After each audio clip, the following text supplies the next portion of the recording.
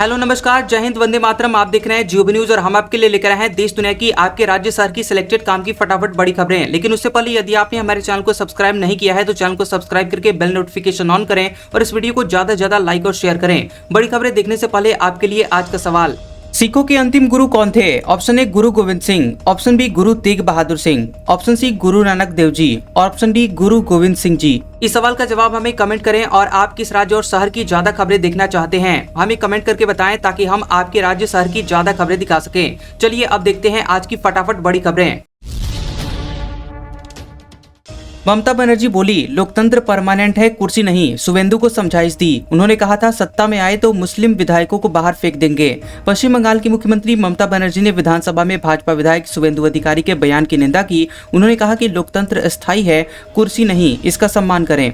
दरअसल शुभेंदु अधिकारी ने बीते दिन कहा था कि भाजपा के सत्ता में आने के बाद मुस्लिम विधायकों को विधानसभा से बाहर फेंक दिया जाएगा। इसके जवाब में ममता बनर्जी ने कहा कि आप मुस्लिम विधायकों को बाहर निकालने के बारे में कैसे सोच सकते हैं? आप मुसलमानों को निशाना बना रहे हैं क्योंकि ये रमजान का महीना है। सांप्रदायिक बयान देकर देश का ध्यान आर्थिक और व्यापारिक घाटे से हटाने की कोशिश की जा रही है। दरअसल भाजपा के विधायक पश्चिम बंगाल से शुभेंदु अधिकारी ने कहा था कि टीएमसी मुस्लिम लीग का दूसरा रूप बन चुकी है, ये हिंदू विरोधी है। इस बार बंगाल की जनता तृणमूल सरकार को उखाड़ फेंकेगी।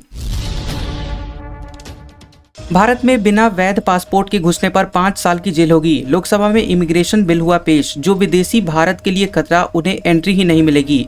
भारत आने वाले विदेशी नागरिकों की आवाजाही प्रक्रिया को व्यवस्थित बनाने के लिए केंद्र सरकार ने लोकसभा में इमिग्रेशन और विदेशी विधेयक 2025 पेश किया। इस बिल के मुताबिक यदि कोई गैर कानूनी तरीके से किसी विदेशी को देश में लाता है या फिर ठहराता है या बसाता है तो उसे 3 साल की जेल या फिर 2 से 5 लाख रुपए तक का जुर्माना या फिर दोनों की सजा हो सकती है। भारत में आने के लिए किसी भी विदेशी के पास वैध पासपोर्ट और वीजा होना अनिवार्य होगा। विपक्ष ने लोकसभा में इस बिल का विरोध किया है। संभल की जामा मस्जिद में रंगाई पुताई होगी। हाईकोर्ट ने कहा सिर्फ बाहरी दीवारों पर रंग रोगन हो, ढांचे को नुकसान न हो। बता दें कि संभल की जामा मस्जिद में इलाहाबाद हाईकोर्ट ने रंगाई पुताई की मंजूरी दी है। कोर्ट ने कहा है कि मस्जिद कमेटी मस्जिद की बाहरी दीवारों में ही रंगाई पुताई करवा सकती है। रमजान के दौरान मस्जिद में लाइटिंग भी करवा सकती है, लेकिन इस दौरान ढांचे को किसी भी तरह का नुकसान नहीं पहुंचाया जाना चाहिए। जस्टिस रोहित रंजन अग्रवाल की सिंगल बेंच ने यह आदेश सुनाया है। 25 फरवरी को जामा मस्जिद कमेटी के वकील जाहिर असगर ने मस्जिद की रंगाई पुताई के लिए हाईकोर्ट में याचिका दाखिल की थी। कहा था कि हम लोग हर साल रमजान से पहले मस्जिद की रंगाई पुताई करते हैं, लेकिन इस बार प्रशासन अनुमति नहीं दे रहा है। हिंदू पक्ष रंगाई पुताई का विरोध कर रहा था। उनका कहना था कि रंगाई पुताई से मंदिर के साक्ष्य मिटाए जा सकते हैं, इसलिए परमिशन न दी जाए। हाईकोर्ट बोला, तमिलनाडु में सरकारी नौकरी के लिए तमिल जरूरी। याचिकाकर्ता ने कहा था, मैं सीबीएसई में पढ़ा हूँ, बिजली विभाग ने तमिल न सीख पाने पर मुझे नौकरी से निकाला। बता दें कि मद्रास हाईकोर्ट की मदुरई पीठ ने एक फैसले को सुनवाई करते हुए कहा कि यहाँ तमिलनाडु में सरकारी नौकरी चाहने वालों को तमिल पढ़ना और लिखना आना चाहिए। बेंच ने यह टिप्पणी तमिलनाडु बिजली बोर्ड के एक जूनियर सहायक से जुड़े हुए मामले में की है, जो अनिवार्य तमिल भाषा की परीक्षा पास करने में विफल रहा। याचिकाकर्ता ने दलील दी थी कि उसके पिता नेवी में थे, जिसके चलते उन्होंने सीबीएसई स्कूल में पढ़ाई की है, इसलिए वह कभी तमिल नहीं सीख पाए। कोर्ट अगले महीने फैसला सुनाएगा। मद्रास हाई कोर्ट के जस्टिस जी जयचंद्रन ने कहा कि सरकारी कर्मचारी तमिल नहीं जानते तो वे दैनिक कार्य कैसे संभालेंगे। किसी भी राज्य में सरकारी कर्मचारियों को राज्य की भाषा आनी चाहिए। यूपी में होली से पहले मस्जिदों को तिरपाल से ढका गया। 10 जिलों में जुमे की नमाज का वक्त बदला। संभल शाहजहांपुर में हाई अलर्ट। बता दें कि इस बार होली 64 साल बाद रमजान के जुमे के दिन है और इससे पहले 1961 में 4 मार्च को होली और रमजान का शुक्रवार यानी जुमा साथ साथ था। रंग में भंग न पड़ जाए, इसके लिए उत्तर प्रदेश में पुलिस प्रशासन अलर्ट पर है। प्रदेश के 10 जिलों में जुमे की नमाज का वक्त बदल दिया गया है। मस्जिदों को रंग गुलाल से बचाने के लिए तिरपाल से ढक दिया गया है और शाहजहांपुर में सबसे ज्यादा 67 मस्जिदों को तिरपाल और पन्नी से ढका गया है। और यहाँ लाट साहब के जुलूस के लिए पुलिस संवेदनशील क्षेत्रों में फ्लैग मार्च कर रही है। 1000 से ज्यादा पुलिस जवान दूसरे जिलों से आए हैं।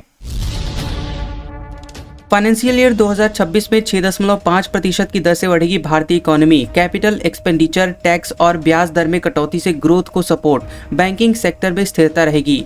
वित्त वर्ष 2025-26 में भारत की अर्थव्यवस्था 6.5% से ज्यादा की दर से बढ़ेगी। ये मौजूदा वित्त वर्ष यानी 2024-25 के 6.3% के अनुमान से ज्यादा है। मूडीज रेटिंग्स ने अपनी रिपोर्ट में इस बात की जानकारी दी है। रिपोर्ट के मुताबिक सरकार ज्यादा कैपिटल खर्च करेगी। इसके अलावा टैक्स में कटौती और ब्याज दर में कमी से खपत बढ़ेगी, जिससे ग्रोथ को सपोर्ट मिलेगा। इस दौरान बैंकिंग सेक्टर में स्थिरता रहेगी। भारतीय बैंकों का ऑपरेटिंग एनवायरनमेंट अगले वित्त वर्ष में फेवरेबल बना रहेगा, लेकिन बीते साल में जरूरी सुधार के बाद उसकी एसेट क्वालिटी में मामूली गिरावट आएगी। वित्त वर्ष 2024-25 की अक्टूबर-दिसंबर तिमाही में जीडीपी ग्रोथ 6.2% रही। एक साल पहले की समान तिमाही में ये 8.4% रही थी। राष्ट्रीय सांख्यिकी कार्यालय एनएसओ ने 28 फरवरी को ये डेटा जारी किया। फरवरी में रिटेल महंगाई घटकर 3.61% पर आई। 7 महीने में सबसे कम। सब्जियां दालें सस्ती। जनवरी में महंगाई 4.31% पर थी।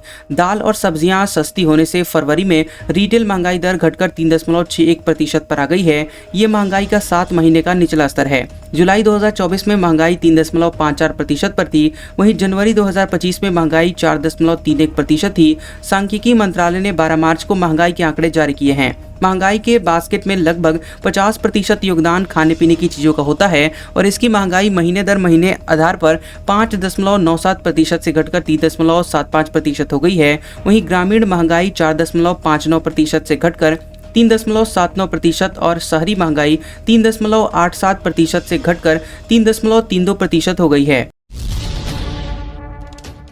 एयरटेल के बाद जियो की भी स्पेस एक्स से डील। देश में सैटेलाइट से इंटरनेट मिलेगा। मस्क की कंपनी के पास दुनिया का सबसे बड़ा नेटवर्क।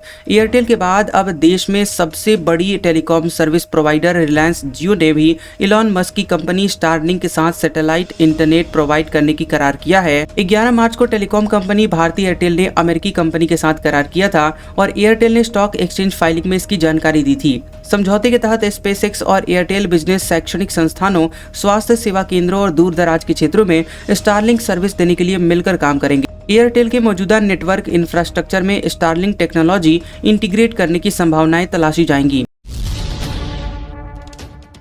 मथुरा पर योगी बोले, जब मौका मिले तो चूकना नहीं चाहिए। एक दिन पूरी दुनिया भगवा पहनेगी, मुझे भगवा पहनने पर गर्व। सीएम योगी ने कहा कि दुनिया मेरे बारे में कुछ भी सोचे, मैं भगवा मैंने पहना है, मुझे इस पर गर्व है। एक दिन पूरी दुनिया भगवा पहनेगी। राम मंदिर, काशी और कुंभ के बाद आगे क्या, इस सवाल पर उन्होंने कहा कि बजट में मथुरा वृंदावन को फंड आवंटित किया गया है, वहाँ के भी काम होंगे और जब मौका मिले तो चूकना नहीं चाहिए। सीएम योगी ने आरएसएस के मुखपत्र पांचजन्य के एक कार्यक्रम में ये बातें कही हैं। संभल से जुड़े हुए सवाल पर उन्होंने कहा कि संभल एक सच्चाई है। जबरन किसी पर कब्जा कर उसकी आस्था को चोट पहुंचाना बर्दाश्त नहीं किया जा सकता। इस्लाम को उदय हुए सिर्फ 1400 साल हुए हैं, लेकिन मैं 3500 साल पुरानी बात कर रहा हूं। जब कहा गया था कि संभल में कल्कि अवतार होगा, वहां 56 साल बाद शिव मंदिर में जलाभिषेक किया गया। व्रज में विधवा माताओं ने खेली होली। गोपीनाथ मंदिर में उड़ा 45 क्विंटल फूल गुलाल। महिलाओं के साथ विदेशी भी झूमे। बता दें कि वृंदावन के गोपीनाथ मंदिर में विधवा माताओं ने फूल गुलाल से होली खेली। 20 क्विंटल फूल और 25 क्विंटल गुलाल की व्यवस्था की गई थी। इतने गुलाल और फूलों की बारिश हुई तो फर्श पर इसकी मोटी परत जम गई। माताओं के साथ विदेशी महिलाएं भी झूम उठी। विदेशी पर्यटकों ने कहा कि यह अद्भुत है, बहुत आनंद आ रहा है। इस तरह आनंद की अनुभूति पहली बार हुई है। गोपीनाथ मंदिर में म्यूजिक पर बजते होली के भजन, फिजा में उड़ते गुलाल फूल और नाचती गाती करीब 1000 विधवा और निराश्रित माताएं। ये आयोजन सामाजिक संस्था सुलभ इंटरनेशनल ने किया। संस्था ने बदरंग हो चुकी विधवा माताओं की जीवन में रंग घोलने के लिए इस खास होली का आयोजन किया था। हरियाणा में बीजेपी ने 10 में से 9 निगम जीते। कांग्रेस का खाता भी नहीं खुला। हुड्डा सैलजा गढ़ नहीं बचा सके। मानेसर में निर्दलीय मेयर। बता दें कि हरियाणा के नगरीय निकाय चुनाव के रिजल्ट घोषित हो चुके हैं। भाजपा ने 10 नगर निगम में से 9 में जीत दर्ज की है। कांग्रेस का किसी भी निगम में खाता नहीं खुला है। पूर्व मुख्यमंत्री भूपेंद्र सिंह हुड्डा के गढ़ रोहतक में भी कांग्रेस जीत नहीं पाई है। इसी तरह सिरसा नगर परिषद में भाजपा का चेयरमैन बना है। सिरसा से कांग्रेस की कुमारी शैलजा सांसद हैं। मानेसर नगर निगम में निर्दलीय डॉक्टर इंद्रजीत यादव चुनाव जीती हैं और उन्होंने भाजपा उम्मीदवार सुंदर लाल को हराया। इंद्रजीत यादव ने खुद को केंद्रीय राज्य मंत्री और गुरुग्राम से भाजपा सांसद राव इंद्रजीत की करीबी बताकर प्रचार किया था। पुणे बस दुष्कर्म केस में आरोपी 26 मार्च तक पुलिस कस्टडी में भेजा गया। खुद को कंडक्टर बताकर युवती को बस में चढ़ाया था। पुणे बस दुष्कर्म केस में आरोपी 26 मार्च तक पुलिस कस्टडी में भेज दिया गया है। आरोपी दत्तात्रेय गाडे ने 25 फरवरी की सुबह पुणे के स्वरगेट टर्मिनस पर खड़ी राज्य परिवहन की बस में 26 साल की युवती के साथ दुष्कर्म किया था। पीड़ित सतारा जिले में अपने घर जाने के लिए बस का इंतजार कर रही थी। गार्डे ने खुद को बस कंडक्टर बताकर उसे बस की ओर ले गया। बस में चढ़ने के बाद गार्डे ने युवती से दुष्कर्म करने के बाद वो फरार हो गया। आरोपी को ड्रोन और खोजी कुत्तों की मदद से पुणे में उसके पैतृक गांव गुनात के पास एक खेत से पकड़ा गया था। 7.5 लाख कर्मचारियों के भत्ते बढ़ेंगे, किसानों को दूध पर बोनस, युवाओं को 3 लाख रोजगार, नहीं बढ़ाई लाडली बहनों की राशि। बता दें कि वित्त मंत्री जगदीश देवड़ा ने विधानसभा में वित्त वर्ष 2025-26 के लिए 4,21,032 करोड़ रुपए का बजट पेश किया। देवड़ा ने 1 घंटे 32 मिनट बजट भाषण पढ़ा। सरकार ने नया कोई टैक्स नहीं लगाया है, लेकिन पुराने टैक्स कम भी नहीं किए हैं। चुनाव में गेम चेंजर साबित हुई लाडकी बहना योजना का बजट घटाकर 18,669 करोड़ कर दिया गया है। पिछले बजट में यह 18,984 करोड़ रुपए था। हालांकि उनको अटल पेंशन योजना से जोड़ने का ऐलान किया गया है। बजट में युवाओं के लिए सबसे बड़ा ऐलान निजी क्षेत्र में 3 लाख रोजगार का किया गया है। ये रोजगार नए विकसित हो रहे 39 औद्योगिक क्षेत्रों में मिलेंगे। छात्रों के लिए पहले से चल रही लैपटॉप योजना के लिए 220 करोड़ रुपए और साइकिल के लिए 215 करोड़ रुपए का प्रावधान किया गया है। उस्मानिया यूनिवर्सिटी के खाने में मिला ब्लेड, पहले कीड़े और कांच के टुकड़े मिले थे। छात्रों ने विरोध प्रदर्शन किया।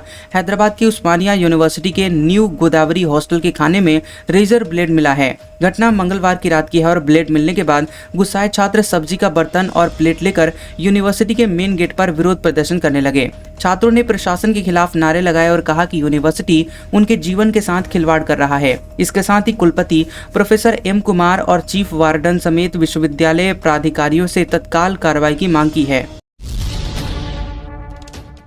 राजौरी में सीमा पार से फायरिंग, एक जवान घायल, स्नाइपर अटैक हुआ। एलओसी पर ब्लास्ट की भी खबर, सेना का सर्च ऑपरेशन। बता दें कि जम्मू में राजौरी जिले के नौशेरा सेक्टर में सीमा पार से हुई गोलीबारी में सेना का एक जवान घायल हो गया। जवान की पहचान मन कुमार बेगा के रूप में हुई है। वह गोरखा रेजिमेंट का है। बता दें कि आधिकारिक सूत्रों ने बताया कि बॉर्डर पार से स्नाइपर अटैक हुआ है। एलओसी पर ब्लास्ट भी हुआ है, जिसके बाद 3 राउंड फायरिंग हुई। फिलहाल सेना ने इलाके में सर्च ऑपरेशन शुरू कर दिया है।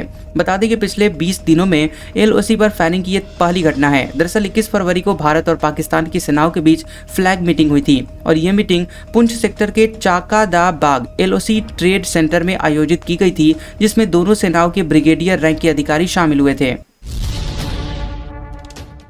विपक्ष बोला, भारत पाकिस्तान बॉर्डर पर एनर्जी प्रोजेक्ट क्यों? ये देश की सुरक्षा के लिए खतरा। सरकार बोली, एजेंसियों से मंजूरी के बाद लाइसेंस दिया।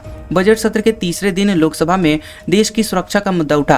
कांग्रेस और डीएमके ने भारत पाकिस्तान सीमा के पास एक रिन्यूएबल एनर्जी प्रोजेक्ट को मंजूरी दिए जाने पर आपत्ति जताई। प्रश्नकाल के दौरान कांग्रेस सांसद मनीष तिवारी ने कहा कि इन प्रोजेक्ट से नेशनल सिक्योरिटी को खतरा है। उन्होंने दावा किया कि ये प्रोजेक्ट बॉर्डर से 1 किलोमीटर के दायरे तक लगेंगे, जबकि नियमों के तहत बॉर्डर एरिया से 10 किलोमीटर तक किसी तरह के निर्माण की अनुमति नहीं होती है।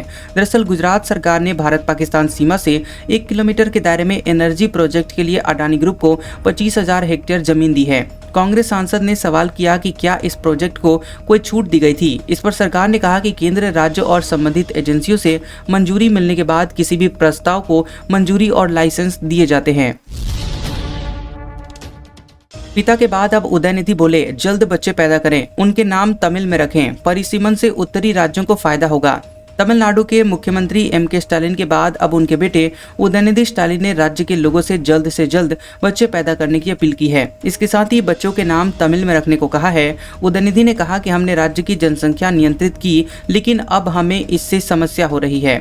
मैं नए शादीशुदा जोड़ों से अनुरोध करता हूं कि वे जल्द से जल्द बच्चे पैदा करें। अगर परिसीमन होता है तो हम लोकसभा में 8 सीटें खो देंगे, जबकि उत्तरी राज्यों को 100 से ज्यादा सीटें मिलेंगी। चेन्नई के एक शादी समारोह में शामिल होने के बाद उदयनिधि ने ये बातें कही हैं। इससे पहले एम.के. स्टालिन भी इस तरह का बयान दे चुके हैं।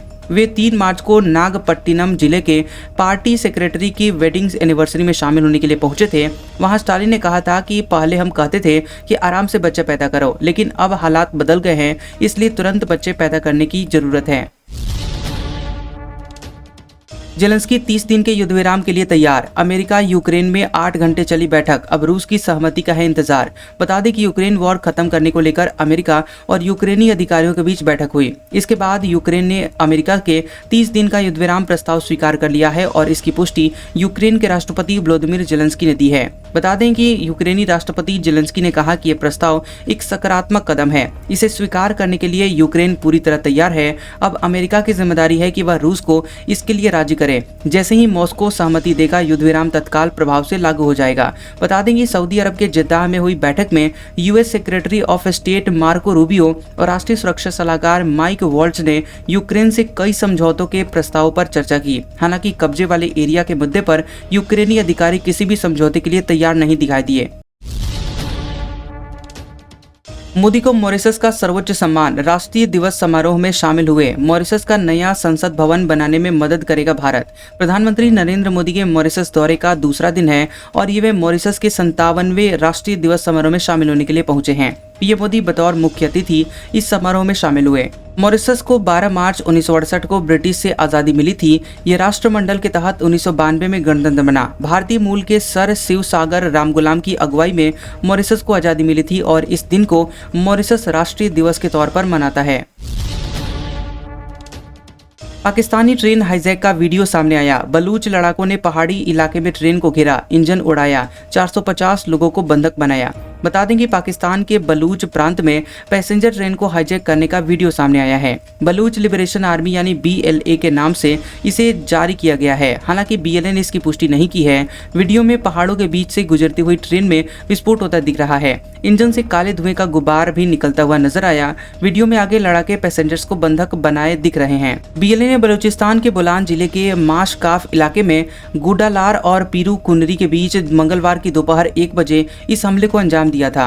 आज का सुविचार, सच में सफल होना है तो अपने दर्द को शक्ति में और विजन को विजय में बदलना सीखो। कैसा लगा ये वीडियो हमें कमेंट सेक्शन में जरूर बताएं। वीडियो पसंद आया हो तो वीडियो को लाइक और शेयर करें और ऐसी इंटरेस्टिंग वीडियोस देखने के लिए हमारे चैनल जियोबी न्यूज को सब्सक्राइब करें और बेल आइकॉन को दबाएं। और हमारे ओल्ड और लेटेस्ट वीडियोस देखने के लिए हमारे प्लेलिस्ट और कम्युनिटी टैब को जरूर चेक करें। तो मिलते हैं अगले वीडियो में, तब तक के लिए आपका शुक्रिया।